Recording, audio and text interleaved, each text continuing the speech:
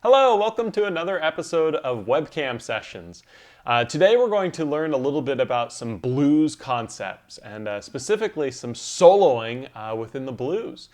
Now if you've never played the blues before, the best key, or rather easiest key to play it on the ukulele is the key of A. And if you're not familiar with how to play it, I actually covered that in a course I did, but we've got a free preview video on YouTube. And if you check out this video right here, I'll teach you everything you need to know to be able to strum the 12-bar blues. So this video is kind of implying that you already know how at least to strum the basic blues, or have heard some blues before and have some familiarity with it. So if you haven't before, please check out that video. And what we're going to be talking about today is the other thing that people like to do with the blues, which is solo, right? Soloing can be a really intimidating prospect, especially when you're a newer player. I remember when I was first learning, I think one of the scariest things to me was the idea of sitting in a room with other people playing and them saying, "Hey Matt, you do a solo, do something," because it didn't really make sense to me. Some people are really naturally good at it, and for me it was just always kind of a challenge. And one of the reasons why was scales. I hate scales as a concept to just play.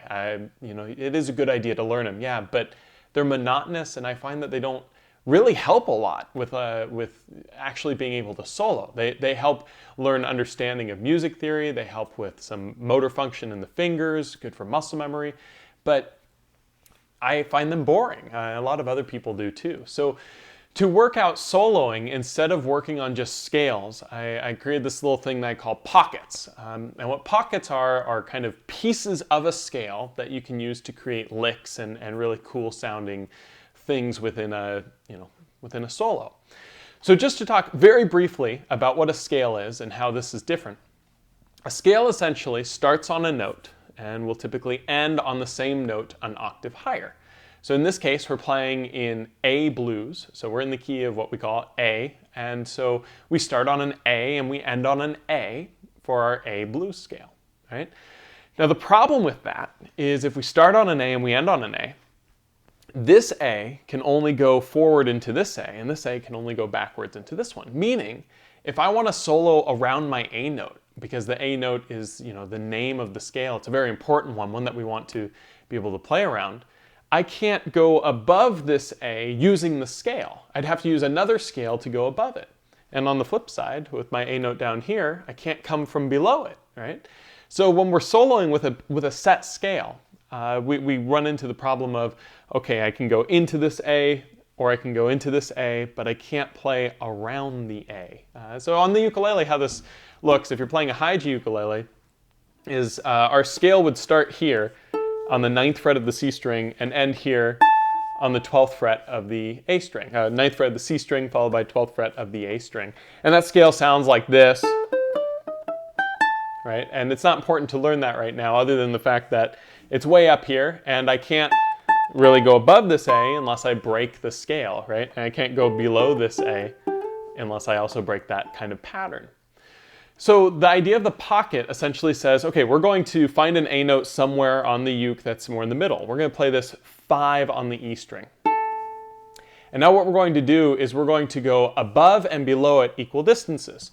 So this 5 on the A string, I'm going to play with my ring finger on my fretting hand. Now I'm going to go above it. And the way I do that is I'm going to play 3 on the A string with my index finger and 5 on the A string with my ring finger. So we've got 5 on the E to start, that's my A note. Then I'm going to play 3 on the A, 5 on the A. I'm going to practice going up and down. So 5, 3, 5, 3, 5.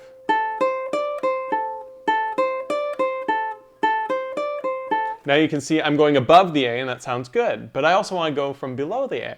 So starting on this A, 5 on the E, let's go down. So now let's play 3 on the E with our index finger, 4 on the C with our middle finger, and practice going back down and up with that.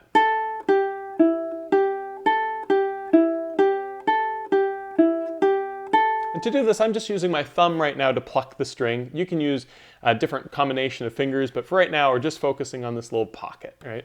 So I've got 5 on the E, I can go up 3, 5 on the A string, go back down, and now from this 5 on the E, I can also go down 3 on the E, 4 on the C, right? So now I've got this little scale that's not really a scale. If I start here on the lowest note and go to the highest, it sounds like, and you hear that doesn't sound really resolved because that A note is what creates the resolution.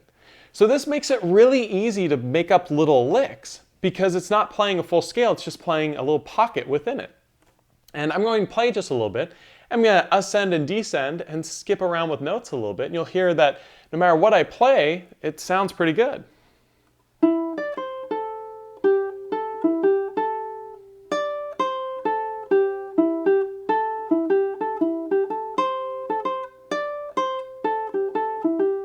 Right?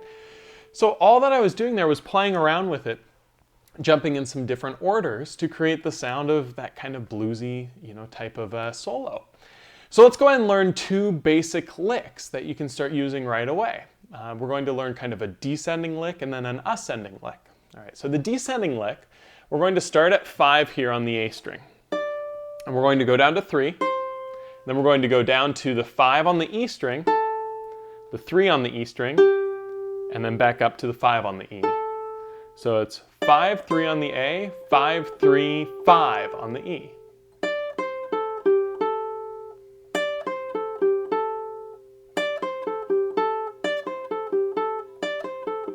Pretty cool, right? And a quick tip is when you're fretting individual notes like this, it's okay for your fingers to be more flat than they are when you're fretting chords. When you fret chords, generally you want your fingers to be arching over so that you can get just the fingertips. But when you're doing this sort of exercise, it's okay to have them more relaxed because you're only playing one string at a time. So whatever string it is you're playing, it's okay to touch the other strings because you're only playing that one. Just make sure that you're not touching the string that you need to be playing. Right? So we've got 5, 3, 5, 3, 5, right? Putting a little bit of a swing on it. All that means is the first note I play a little bit for a longer period of time, and the second note I rush a little bit. So play a little longer, rush, play a little longer, rush, right? Can sound pretty cool. So that's our descending lick, right? Let's do our ascending lick. We're gonna start on 4 of the C, then go to 3 on the E, 5 on the E, 3 on the A, back down to 5 on the E. So 4 on the C, 3 on the E, 5 on the E, 3 on the A, 5 on the E.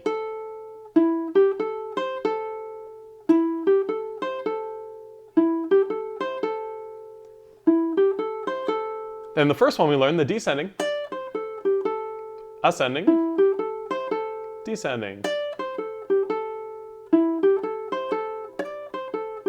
Pretty cool, right? They're relatively basic.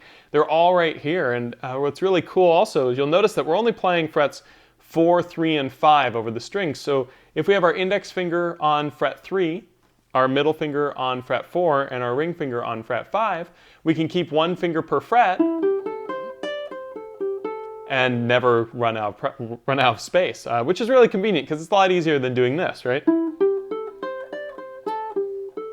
Right? Or even with 2 fingers, having those 3 makes it much easier, right? So here, these are some examples of licks that you can start to try, and then don't hesitate to create your own using things like bends. And we did a webcam sessions on that. In fact, you can check that out right here. You could bend on that 5th fret, for instance, on the A string. It sounds really good, right? Slides, we do the same sort of thing. Hammer-ons, pull-offs, they all work really well within this. And again, if you haven't seen that webcam sessions episode, it's right there that talks about bends and slides and other embellishment techniques. So pretty cool. So just to show you how this can kind of sound, I'm actually bringing up the video that's available on YouTube right here. This is the 12-bar blues. And towards the end of it, at 5 minutes and 16 seconds, we play through this full speed. And so I'm going to click play on this, and I'm going to solo a little bit as it's playing so that you can hear how this little pocket works for that soloing sound. I'm going to use our 2 licks that we worked on as well as a couple other little things. So here we go.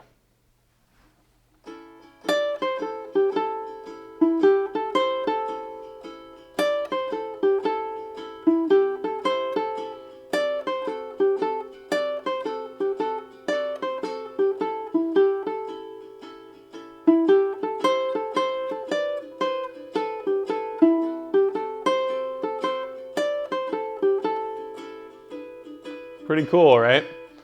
So overall, you can use this anytime you're playing in the key of A blues. It works really well to be able to create that sound. And it's just a little snippet of what you can kind of do with the blues. For more information on the blues and this sort of style, be sure to check out the Ultimate Ukulele Strumming Course that I made with Ukulele Underground. We have a whole module devoted to jazz and swing strumming, and the blues is one of the main features of that. And for more information, be sure to keep checking out these episodes of Webcam Sessions, as well as check out my website, mattukulele.com. I actually teach lessons for a living, private lessons, and I've been doing it for several years now, more than several years. It's crazy how fast time flies, actually. And you can check out my website and actually book a lesson if you'd ever like to. Availability is pretty limited because I've got a lot of weekly students, but whenever someone cancels, I always open it up and you can book it directly from the website. So be sure to check that if you're ever looking to get a lesson on any of these types of concepts or whatever you'd like to work on. Hope to see you next week, and thanks again for checking out this week's episode of Webcam Sessions.